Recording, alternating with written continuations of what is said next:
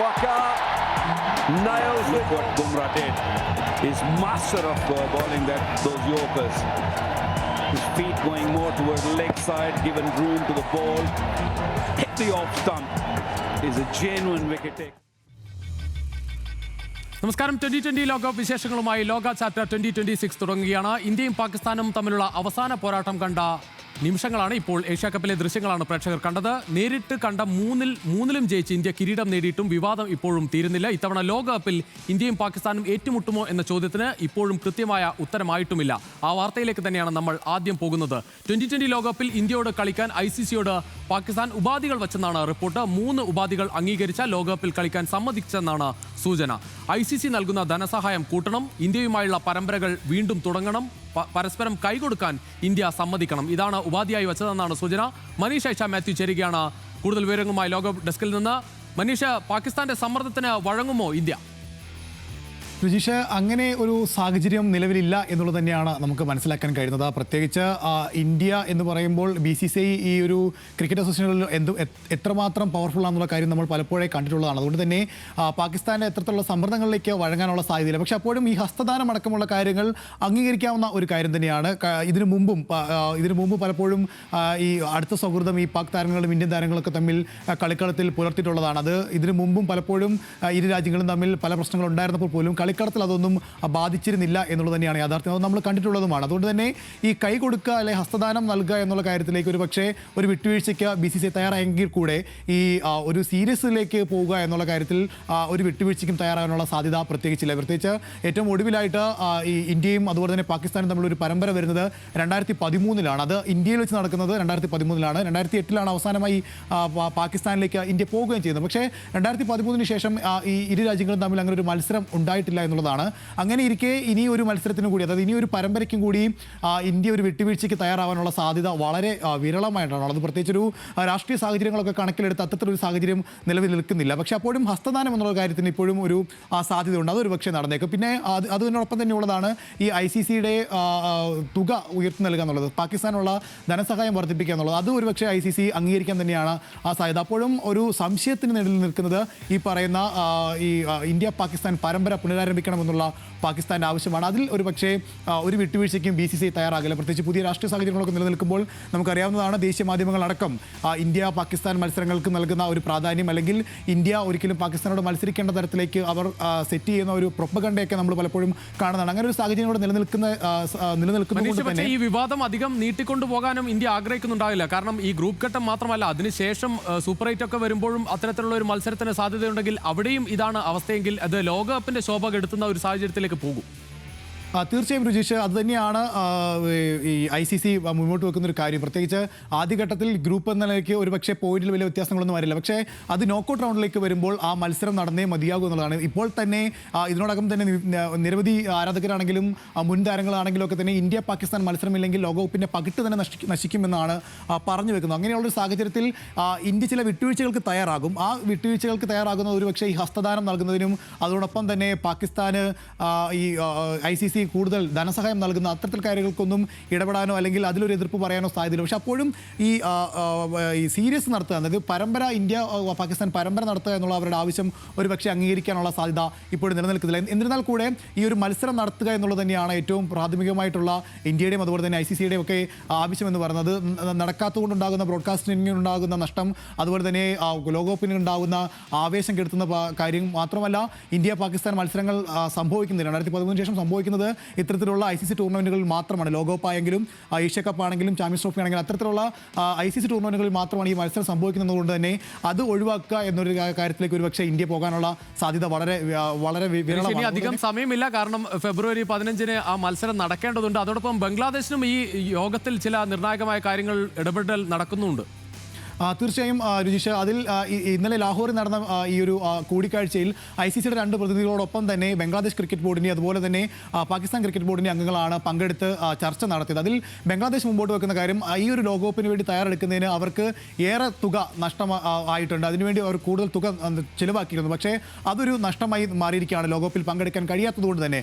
അതുകൊണ്ട് അതിലൊരു നഷ്ടപരിഹാരം നൽകണം. അതുമാത്രമല്ല, ലോകകപ്പിന് ശേഷം ഇനി വരുന്ന ഒരു ICC ടൂർണമെൻറ്റ് ബംഗ്ലാദേശിൽ നടത്തുകയും നടത്തുകയും അത് നടത്തുന്നതിലൂടെ ഉണ്ടാകുന്ന സാമ്പത്തിക ലാഭത്തിലൂടെ ബംഗ്ലാദേശ് ക്രിക്കറ്റ് ബോർഡിന്റെ നിലവിലെ സാമ്പത്തിക പ്രതിസന്ധി പരിഹരിക്കുകയും വേണമെന്നുള്ളതാണ് ബംഗ്ലാദേശ് മുമ്പോട്ട് വെക്കുന്ന ആവശ്യം. രജീഷ്, ശരി മനീഷ്, എന്തായാലും ഇന്ത്യയും പാകിസ്ഥാനും തമ്മിൽ ഒരു മത്സരം ഉണ്ടാകുമോ എന്നറിയാനുള്ള കാത്തിരിപ്പിലാണ്. മണിക്കൂറുകൾക്കുള്ളിൽ തന്നെ അതിനൊരു വ്യക്തത വരും എന്ന് കരുതുകയാണ്. 24 മണിക്കൂറിനുള്ളിൽ ഇതിലൊരു തീരുമാനം ICC പ്രഖ്യാപിക്കും എന്ന് തന്നെയാണ് റിപ്പോർട്ട്. എന്തായാലും ഉപാധികൾ വച്ചിരിക്കുകയാണ് പാകിസ്ഥാൻ എന്നതാണ് ഈ ICCയുമായി ബന്ധപ്പെട്ട വൃത്തങ്ങൾ നൽകുന്ന സൂചനകൾ. ഇനി ഇന്ത്യൻ ടീമിന്റെ വിശേഷങ്ങളിലേക്ക് പോയാൽ 2020 ലോകകപ്പിന്റെ 2ാം മത്സരത്തിന് മുന്നോടിയായി ഇന്ത്യൻ താരങ്ങൾക്ക് വിരുന്നൊരുക്കി പരിശീലകൻ ഗൗതം ഗംഭീർ. നബീബിയക്കെതിരായ മത്സരത്തിന് ഡൽഹിയിലെത്തിയ താരങ്ങൾക്കാണ് ഇന്ത്യൻ പരിശീലകൻ വിരുന്നൊരുക്കിയത്. സൂര്യകുമാർ യാദവ്, ഹാർദിക് പാണ്ഡ്യ, സഞ്ജു സാംസൺ അടക്കമുള്ള താരങ്ങൾക്കൊപ്പം BCCI അധികൃതരും വിരുന്നിൽ പങ്കെടുത്തു. വ്യാഴാഴ്ചയാണ് നമീബിയക്കെതിരായ ഇന്ത്യയുടെ മത്സരം. ഇനി ഇന്നത്തെ മത്സരത്തിന്റെ വിവരങ്ങളിലേക്ക് പോയാൽ ലോകകപ്പിലെ കന്നി അംഗത്തിന് ഇറങ്ങിയ ഇറ്റലിക്ക് വൻ തോൽവി. സ്കോട്ട്ലൻഡിനോട് 73 റൺസിനാണ് ഇറ്റലി പരാജയപ്പെട്ടത്. ടോസ് നേടിയ ഇറ്റലി സ്കോട്ട്ലൻഡിനെ ബാറ്റിംഗിന് അയക്കുകയായിരുന്നു. 54 പന്തിൽ 84 റൺസ് എടുത്ത ഹെൻറി ജോർജിന്റെ കരുത്തിൽ സ്കോട്ടിഷ് പട 20 ഓവറിൽ 4 വിക്കറ്റ് നഷ്ടത്തിൽ 207 റൺസ് എടുത്തു. മറുപടി ബാറ്റിംഗിൽ ആദ്യ പന്തിൽ തന്നെ വിക്കറ്റ് വീണ ഇറ്റലി വമ്പൻ അടികൾ നടത്തിയെങ്കിലും 134 റൺസ് എടുക്കുന്നതിനിടെ എല്ലാവരും പുറത്താവുകയായിരുന്നു. 4 വിക്കറ്റ് വീഴ്ത്തിയ മൈക്കൽ ലീസ്കാണ് ഇറ്റലിയെ തകർത്തത്. ഇന്നത്തെ 2ാം മത്സരത്തിൽ ഒമാനെതിരെ സിംബാബ്വേക്ക് 104 റൺസ് വിജയലക്ഷ്യം. ടോസ് നഷ്ടപ്പെട്ട് ബാറ്റിംഗിന് ഇറങ്ങിയ ഒമാന് 103 റൺസ് എടുക്കുന്നതിനിടെ എല്ലാവരും പുറത്തായി. ഒമാന്റെ 7 താരങ്ങൾക്ക് 2 അക്കം കാണാനായില്ല. സൂഫിയാൻ മഹ്മൂദിന്റെയും വിനായക് ശുക്ലയുടെയും ചെറുതുനിൽപ്പാണ് പൊരുതാവുന്ന സ്കോറിലേക്ക് ഒമാനെ എത്തിച്ചത്. സിംബാബ്വേക്കായി റിച്ചാർഡും ബ്ലെസ്സിങ്ങും ബ്രാഡ് ഇവാൻസും 3 വിക്കറ്റുകൾ വീതം നേടി. ഒരു ചെറിയ ഇടവേളയ്ക്ക് ശേഷം തിരിച്ചെത്താം.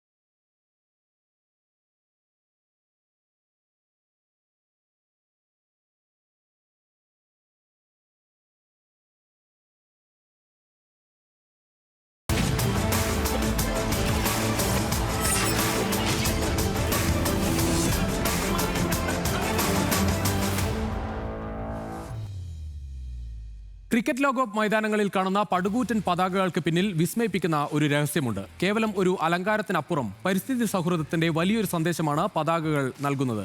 ഗുജറാത്തിലെ സൂറത്തിൽ നിന്ന് ലോകകപ്പ് വേദികളിലേക്ക് എത്തിയ പതാകകളുടെ വിശേഷങ്ങളിലേക്ക്.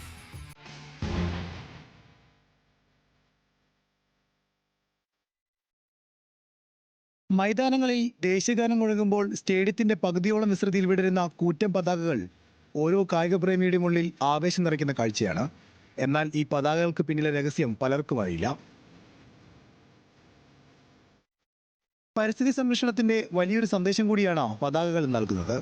ഉപയോഗശൂന്യമായ 10,000-ലധികം പ്ലാസ്റ്റിക് കുപ്പികൾ റീസൈക്കിൾ ചെയ്തെടുത്ത നൂലുകൾ കൊണ്ടാണ് പതാകകൾ നിർമ്മിച്ചിരിക്കുന്നത്. ഗുജറാത്തിലെ സൂറത്തിലുള്ള പ്രവീൺ ഓവർസീസ് എന്ന കമ്പനിയാണ് ലോകോത്തര ദൗത്യം പൂർത്തിയാക്കിയത്. 35 മീറ്റർ നീളവും 20 മീറ്റർ വീതിയുമുള്ള പതാകകൾ ലോകത്തിലെ തന്നെ ഏറ്റവും വലിയ ദേശീയ പതാകകളിലൊന്നാണ്. ഏകദേശം 150 കിലോയോളം ഭാരമുണ്ട് ഓരോന്നിനും.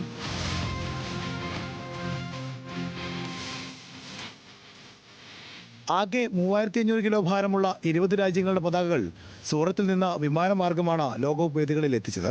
100ഓളം തൊഴിലാളികൾ ഒരു മാസത്തോളം പകലന്തിയില്ലാതെ കഠിനാധ്വാനം ചെയ്താണ് പതാകകൾ നെയ്തെടുത്തത്. മുൻപ് ചൈനയിൽ നിന്നും മറ്റ് വിദേശ രാജ്യങ്ങളിൽ നിന്നുമായിരുന്നു ഇത്തരം പതാകകൾ ഇറക്കുമതി ചെയ്തിരുന്നത്. എന്നാൽ ഇന്ന് ലോകത്തെ ഏറ്റവും വലിയ കായിക മാമാങ്കത്തിൽ ഇന്ത്യയുടെ കയ്യൊപ്പ് പതിഞ്ഞ മെയ്ഡ് ഇൻ ഇന്ത്യ പതാകകൾ തരംഗമാവുകയാണ്. പ്ലാസ്റ്റിക് മാലിന്യത്തെ ലോകം ആദരിക്കുന്ന പതാകകളാക്കി മാറ്റി സൂറത്തിലെ നെയ്ത്തുകാർ. ക്രിക്കറ്റ് മൈതാനത്തെ ആവേശത്തിന് ഇന്ത്യൻ നിർമ്മിതിയുടെ കരുത്തൂറ്റ പിന്തുണയുമുണ്ട് ഇത്തവണ. ഗുജറാത്തിലെ നൂൽ നഗരമായ സൂറത്ത് ലോകകപ്പ് ചരിത്രത്തിലും കയ്യൊപ്പ് ചാർത്തി കഴിഞ്ഞു. Sports desk, news Malayalam.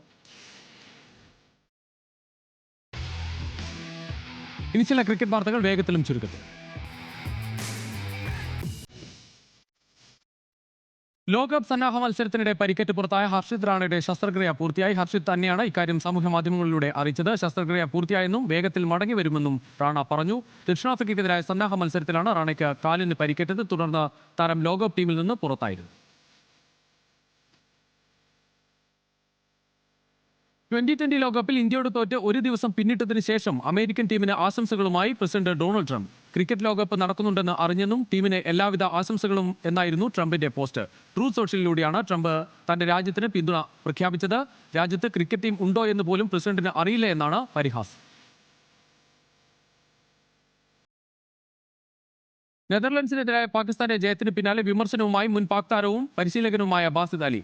പാകിസ്ഥാന്റെ നിറംകെട്ട ജയമാണെന്നും കഷ്ടിച്ച് രക്ഷപ്പെട്ടതാണെന്നും ബാസിത്ത് പറഞ്ഞു. ബാറ്റിംഗ് തെരഞ്ഞെടുത്ത പാക് നായകനോട് ബാറ്റേഴ്സ് നീതി പുലർത്തിയില്ല. ബാബർ, നവാസ്, ഷതാബ് ഖാൻ തുടങ്ങിയവർ ഇപ്പോൾ രാജ്യത്തിന്റെ ഹീറോയല്ല സീറോയാണെന്നും ബാസിത്ത് പരിഹസിച്ചു. നാളെ അമേരിക്കയ്ക്കെതിരെയാണ് പാകിസ്ഥാന്റെ അടുത്ത മത്സരം. 2020 ലോകകപ്പിൽ അയർലൻഡിനെതിരായ മത്സരത്തിനിടെ പരിക്കേറ്റ ശ്രീലങ്കൻ താരം വനിതു ഹസരംഗയെ അധിക്ഷേപിച്ച് പാക് കമന്റേറ്റർ. കൊളംബോ ആർ പ്രേമദാസ സ്റ്റേഡിയത്തിൽ നിന്ന് നടന്ന മത്സരത്തിലാണ് വിവാദ പരാമർശം. ഹസരംഗ പരിക്കേറ്റ് പ്രാഥമിക ചികിത്സ തേടുന്നതിനിടെയായിരുന്നു മുൻ അന്താരാഷ്ട്ര താരം കൂടിയായ കമന്റേറ്ററുടെ അശ്ലീല പരാമർശം. പിന്നാലെ പാക് കമന്റേറ്റർക്കെതിരെ സോഷ്യൽ മീഡിയയിലടക്കം രൂക്ഷ വിമർശനമാണ് നടക്കുന്നത്. മത്സരത്തിൽ ഹസരംഗ 3 വിക്കറ്റുകൾ നേടിയിരുന്നു.